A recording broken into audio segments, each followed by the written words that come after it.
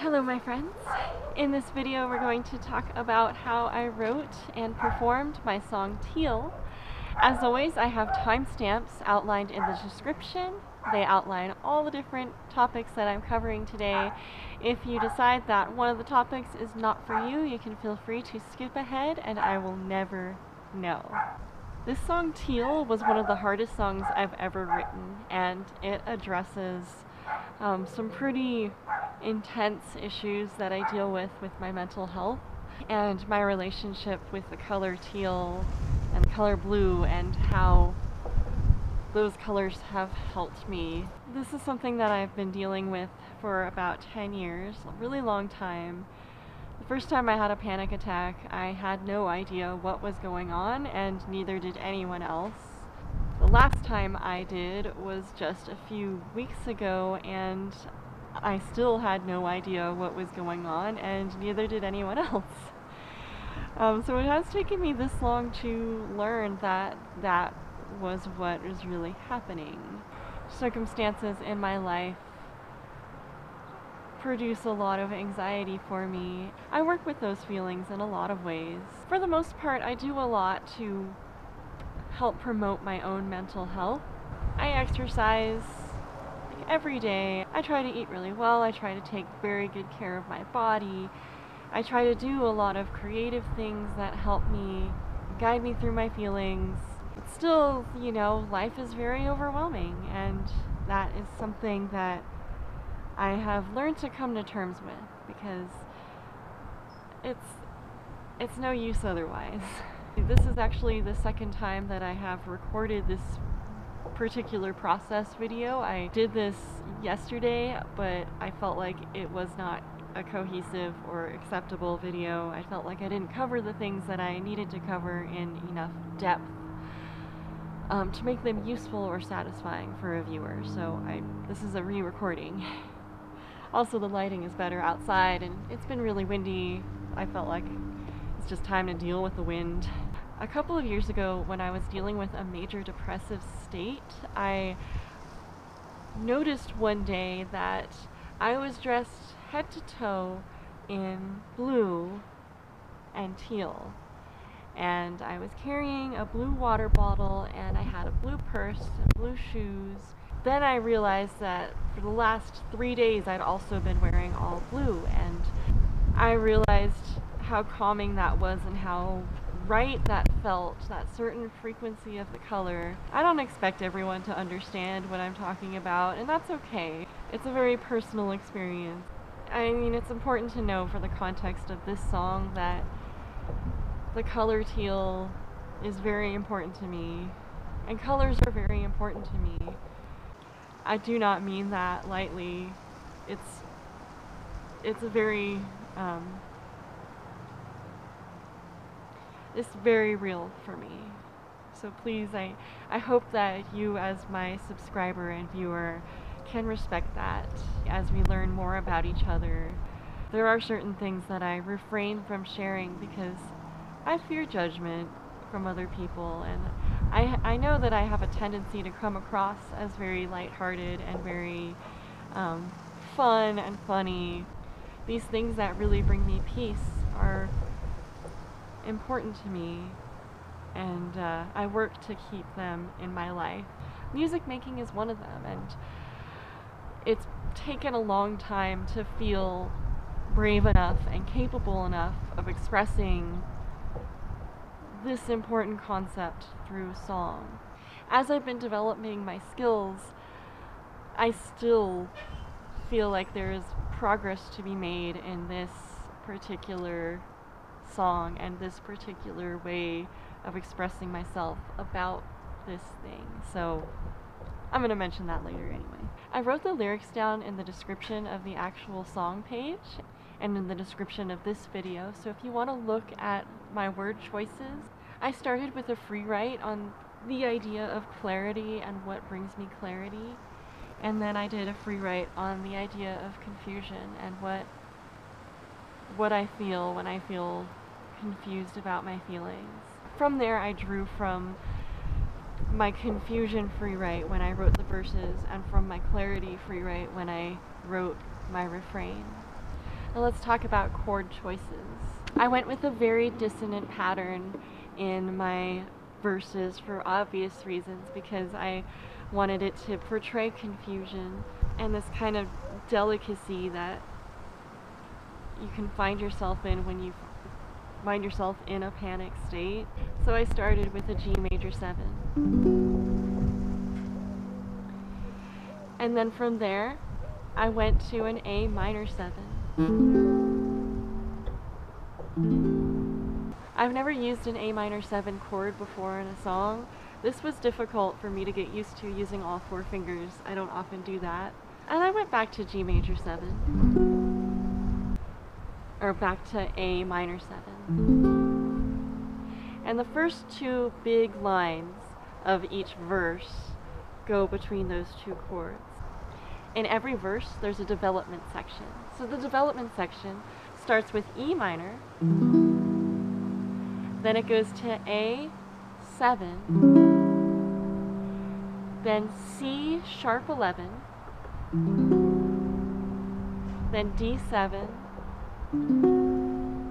and then back to G major 7. Almost every chord in the verse is a fully dissonant chord, with the exception of an E minor chord.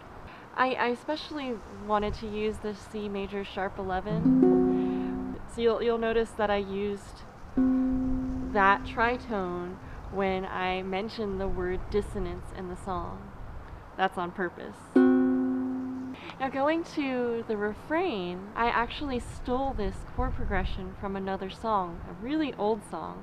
I'm not going to tell you what song it is, but I'll give you clues as we go throughout the video. So let's see who can guess. So I started with E minor, then A minor, back to E minor, and then A7, and then I go to G major, D7, and then G major. And then B minor, so going back to the minor key, E minor, and I do the same thing, A minor, E minor, and then A7, and then I go to G major, D7, G major. And then this other part, this instrumental part, is also stolen from that same song. That same song which has the word blue in the title. So I start with G major, and then I go C minor, G major, C minor, G major, D7, G major. And I do that 2 times. So let's talk about the finger picking that I did. I chose some very difficult technical things for myself to do in this song. This song was actually too hard for me. You're gonna notice that in the video I did some very simple finger picking in the refrain, and that was not the original intent. This first recording is not going to be the first recording of this song. There's still a lot of work to do with my own musicianship and my own technical facility on this instrument. I wanted to have a sort of lilting, compound, meter feel, so I did that with the verses. So I go 1, 2, 1, 2, 1, 2, 1, 2, 1, 2, 1, 2. So I do that with the verses. In the refrain, my original intent was just to do it the same way but faster.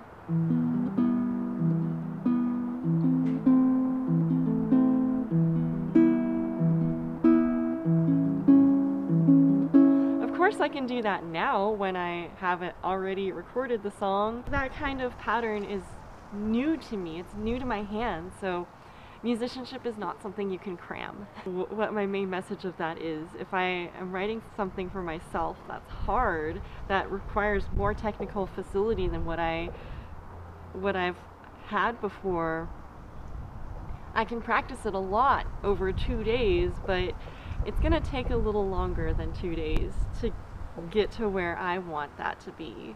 You're gonna see that in the recording, I modified the finger picking to make it much more simple,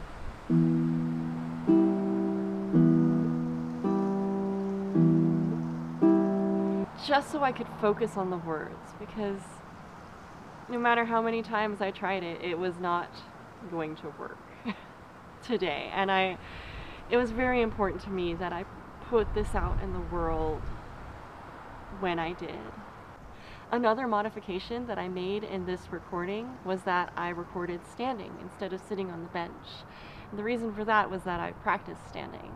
So I figured I should perform the way that I practiced. And I feel like that helped a lot, because I attempted recording this song at least 6 times sitting down, and it just wasn't happening.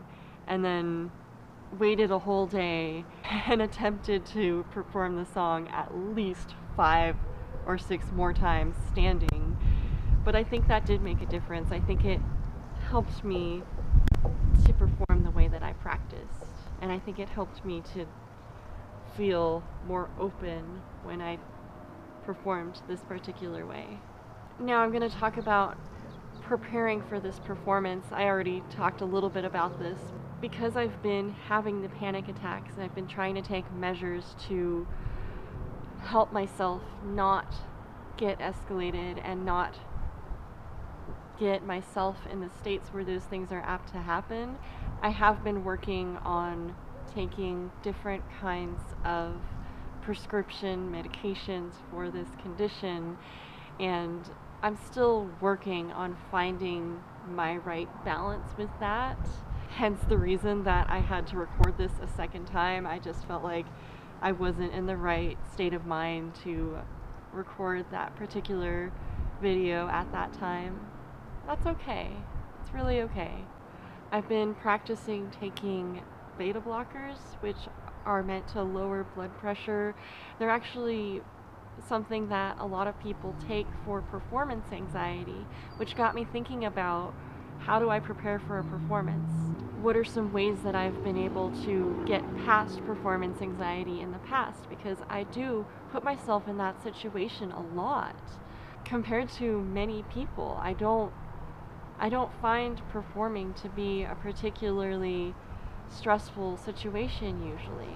So that final performance, that final time when I was going to record, I just decided, this is the time that I'm going to do this song the most justice that I can at this very moment. You're going to notice that the performance is not as polished as many of my performances are. I have to be okay with that. That's the lesson here. I really have to be okay with the fact that my musicianship, my technical facility on this instrument is not where it will be when that song becomes fully polished. I'm still very much in progress in learning those skills. Coming to terms with that idea really helped me with just pushing through, deciding to make the modifications on strumming and finger picking, and deciding I'm just gonna put this song out because I need to. I really need to. And then knowing that I was gonna have a resolution later, after I practiced it more, after I've become very comfortable with the technique and, perhaps upgraded my sound equipment, which is gonna happen eventually, but it's not now. And that's okay too. That's okay. I know that this video is a lot different from many of the songwriting process videos that I put out, but I felt like it was important to be very candid with you, especially to my new subscribers, that you should know I'm always working on something. I'm always in progress, and hopefully you are too. Because musicianship is not an achievement, it's a lifelong process. You don't wake up one day and say, oh, I'm an achieved musician now. I am a musician. You say, I'm working on this part of myself. I'm filling in the gaps. I am constantly looking for that next place to stretch and that next upper limit. And how am I going to get there? And what are the steps? And maybe if I didn't get the finger strumming pattern this time, maybe I work on something else for a little while and then come back to this later. It's gonna still be there at a later date. And I'm gonna be a different person, and I'm gonna be more ready to work on those things. It doesn't make sense to force myself to try to do something that's harder than what I can do at the time. So I really appreciate you watching. I absolutely love that people support my musicianship and they support me and the songs that I write, and I'm so happy to share this with you. So please know that I appreciate that so much. I promise the next song will be much more lighthearted. The process will be much more happy, easygoing, probably, because you can't stay in one state for too long. There's always going to be an ebb and flow emotionally, at least for me. So until next time, stay mindful, stay musical, and stay out of trouble.